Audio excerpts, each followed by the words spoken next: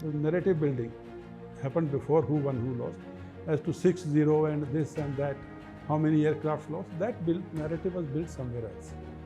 लड़ाई यहाँ पे चल रही है इंडिया पाकिस्तान बॉर्डर पे, narrative building कहीं और हो रही है.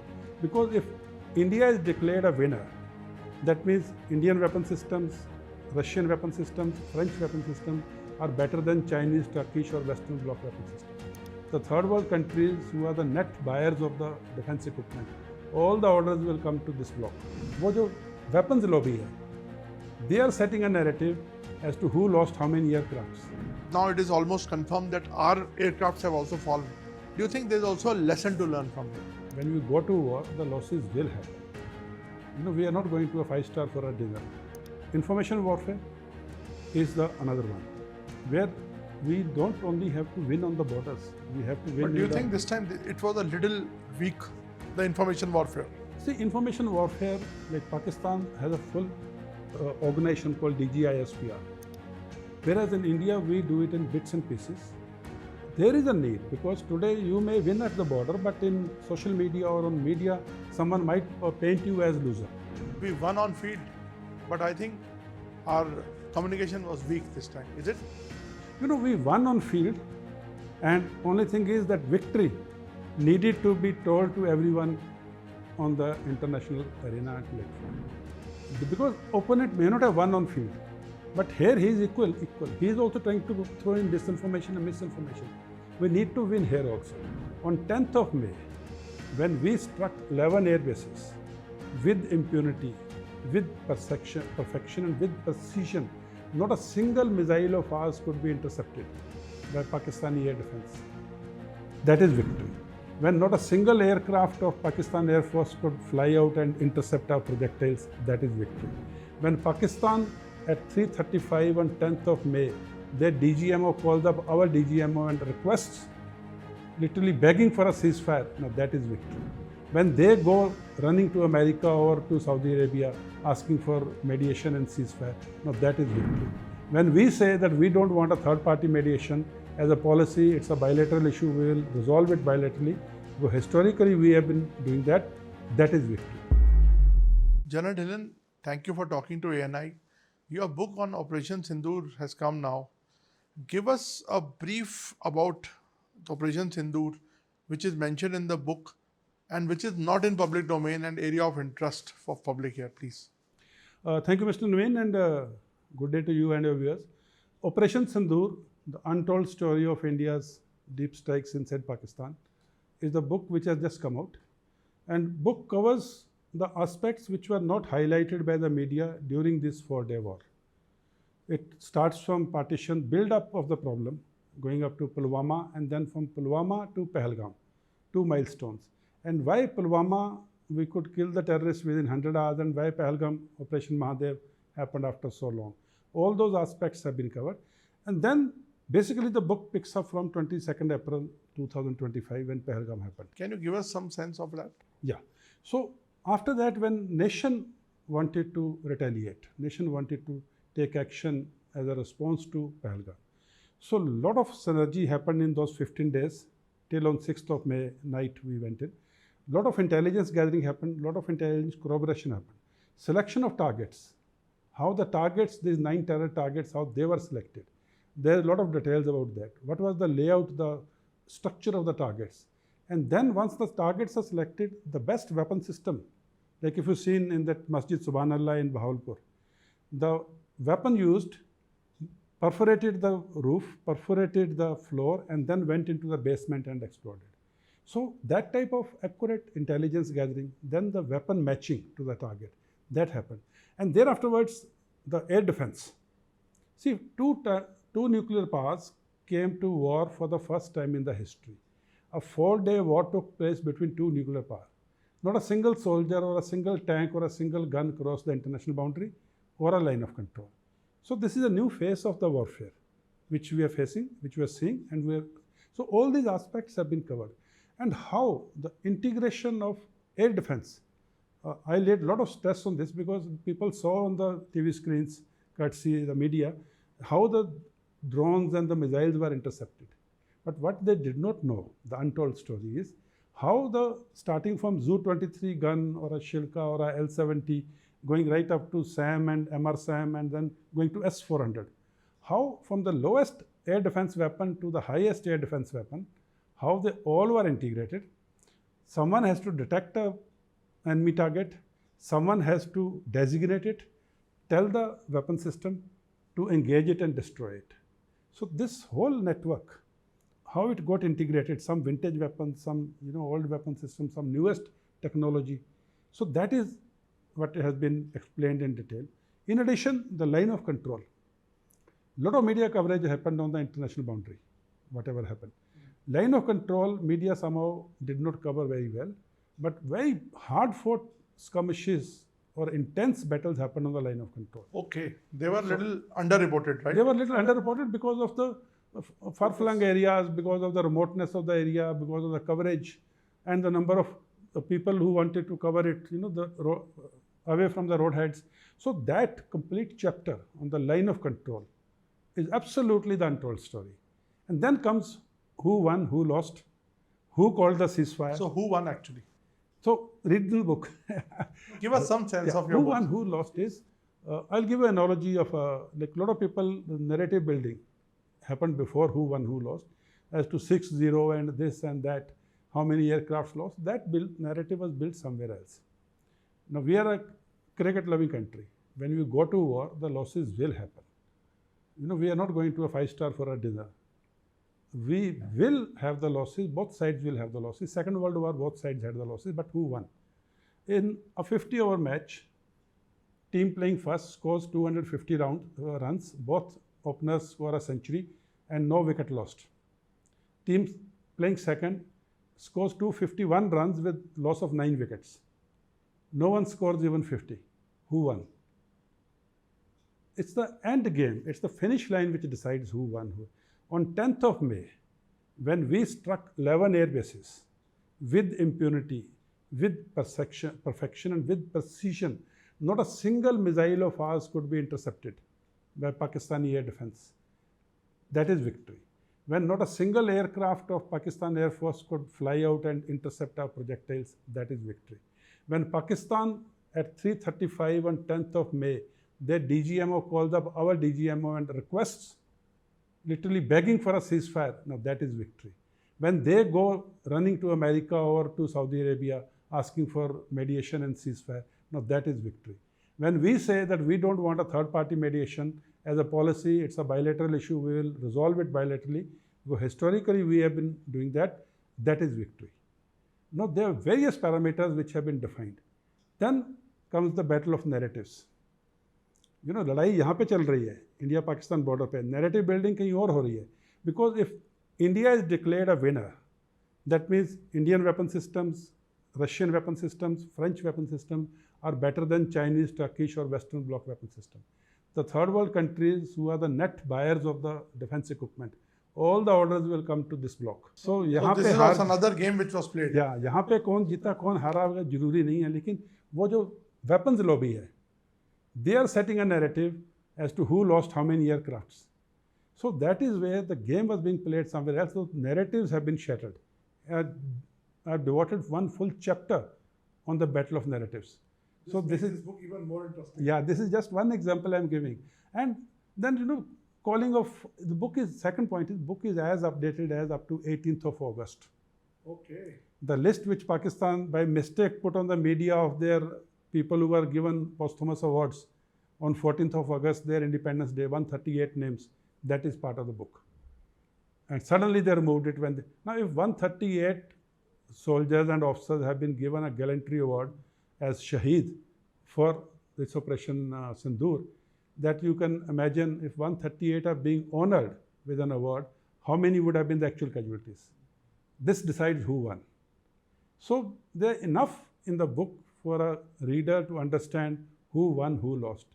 Dhillon sir, what has changed? You have served in army for so long. What has changed? You saw the integration. So this CDS system has worked for the first time, which is, I think, in action, if we can say that. And also, sir, the modernization. Has it made an impact this time? Plus, as there is now, it is almost confirmed that our aircrafts have also fallen. Do you think there's also a lesson to learn from here? Thank you for asking this question. First of all, see, nothing remains stagnant or constant in this world. Change is the only constant. So is the warfare. So is the technology. And today's warfare has so much enmeshment of the technology that small technological advancement has its impact on the war fighting. And India being a democracy, we being a country with 140 crore people, our priorities are also there. So we cannot afford to put everything in the defense. At the same time, the only country in the world with 2 nuclear neighbors and both of them are not our friends. We need to make sure our borders are secure. So there's a very fine balance. And when the technological advancement happens, the weapon systems which have to be procured or inducted, they are very expensive. So point here is, if you have such expensive weapon systems, then your operational art or art of war demands that nothing should be left out of battle. When nothing should be left out of battle, that means everything should be so synchronized, so integrated, that every weapon system, every soldier, everything counts towards the outcome. But was there some lacuna this time? Yeah, that's what I'm coming to. So if that has to count, then somebody can't say कि ये मेरा चीज है, इसको मैं आपको नहीं दूंगा. So that is where the jointness, the synergy, the chief of defense staff, the theaterization, the coordination, you call it by any name. It is a nation's war. It is not an army, navy or air force war. It's a nation's war. Militaries are fighting on the border. The diplomat is fighting in the international arena. The economist is fighting in building up the economy. Industrialist is fighting by bringing up more products. The teacher is fighting in the classroom by making the students aware of the war and the future of wars and how nation and a future citizen, they should see at war. So it's a whole of nation approach, and that is how the book has talked about it. And synergy and coordination point which you asked is the most important and the only non-negotiable aspect of warfare today. And information warfare is the another one, where we don't only have to win on the borders. But do you think this time it was a little weak, the information warfare? See, information warfare, like Pakistan has a full organization called DGISPR. Whereas in India, we do it in bits and pieces. There is a need, because today you may win at the border, but in social media or on media, someone might paint you as loser. So we need to have an integrated, centralized setup where information is handled and information is disseminated. And when I say centralized, I don't want, just because he's a government servant, he's posted there. We need experts. He may be an 80-year-old veteran. If he knows how to handle information, how to handle narratives, how to build narratives, and he may be an 18-year-old young boy who knows how to handle social media, how to engage. So we need the subject matter experts. They should be at a central place. They should be taking information from all departments and disseminating to all departments. This time also, General Dhillon sir, this time there was also some kind of a misinformation which was spread through our media, and through to which a lot of flack media has faced. So how do you look at such scenarios, sir? I covered this. In the book, there is a subchapter on information, misinformation, and disinformation. And all three are different. Misinformation is by mistake you give out some information which is not correct. Disinformation is by design. You say something which you know is not correct, but you want to be first. So how to come out of it? How to resolve this? The only thing is transparency. Like at the end of the day, truth will prevail. You got to be transparent, and then you have to have structures in place to show that transparency to the world. That is where I said we need to have an information warfare center or a organization which centrally gives out the narratives as a nation, as forces, as diplomats, as politics, or whatever we do. But they need to be manned by subject matter experts. What if I can make out what you are saying is that we won on field, but I think our communication was weak this time. Is it? We won on field, and only thing is that victory needed to be told to everyone on the international arena and platform. Because opponent may not have won on field, but here he is equal. He is also trying to throw in disinformation and misinformation. We need to win here also. And how do you look at General Munir's elevation after this? See, the only army chief who went into a bunker during the operations and the only army chief who elevated himself to a field marshal just to avoid the public scrutiny. And the only army chief during SCO meeting who was accompanying the head of the state. So much for the democracy, so much, only army chief to be called by American president for lunch. So much for the democracy and so much for, being a democratic country and supporting the democratic structures. So Pakistan Army is the only army in the world which has never won a war. Only army in the world after Second World War which had 93,000 surrenders. Standing army under the Navy Air Force with weapons and equipment. I am not talking of capture. Capture is a soldierly thing. You are fighting it out, you get captured, it's part of the game. But surrendering is non-soldierly. Sir, as your book suggests, Operation Sindoor penetrated deep inside, did deep strikes. Do you think this will be a big deterrence now for Pakistan for years to come? Or will they again misadventure, or they will carry on with their old tactics? Operation Sindoor by itself is a sort of an indicator. But what happened after Operation Sindoor, where our Prime Minister ji, the way he gave out the counter-terror strategy, that not only the terrorist, the organization like Pakistan Army or ISI supporting the terrorists, or Pakistan state sponsoring the terror, for us all three are terrorists. And we'll deal with them as we deal with any. And Operation Sindoor continues. And Operation Sindoor continues. A lot of people have this doubt, why Operation Sindoor is continuing, what is the implication? Implication is, for a democratic country like ours, which is a responsible nuclear state, when we have to go for a war, when nation has to go for a war, there are certain clarifications, there are certain clearances, like Cabinet Committee on Security. We are a democracy. So if we say end to Operation Sindoor, then all those formalities will have to be gone through again. So country remains war ready always. Country remains war ready. If Pakistan does anything, the defense forces, the diplomatic efforts, or the economic efforts, or the political efforts can be launched immediately. Sir, do you see a change in India's response?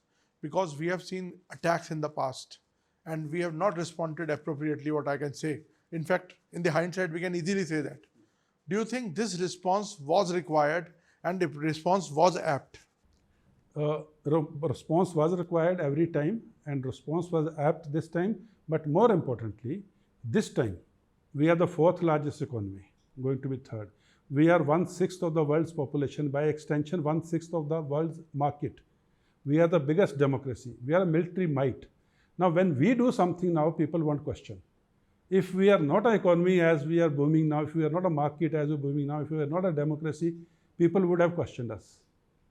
People didn't question America when he came into Abbottabad and picked up Osama bin Laden. Yes. Because America was America.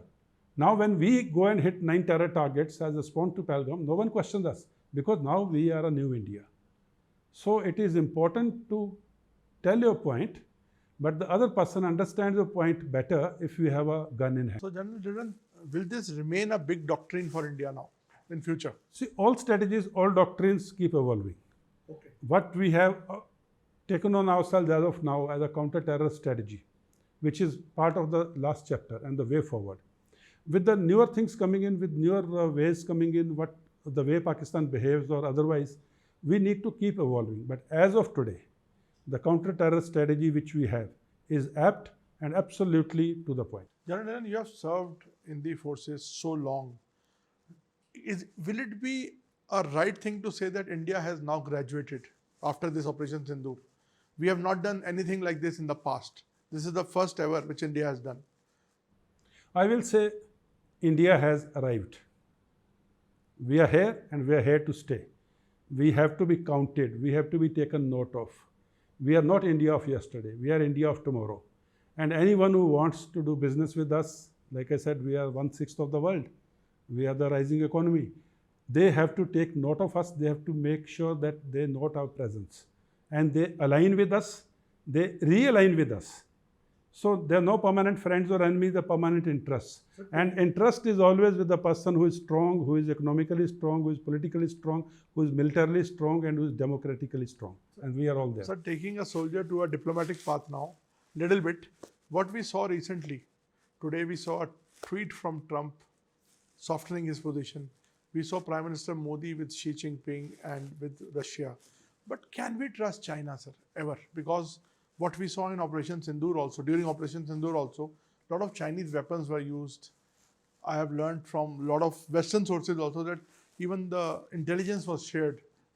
So, can we trust China, and will there be any change in these dynamics?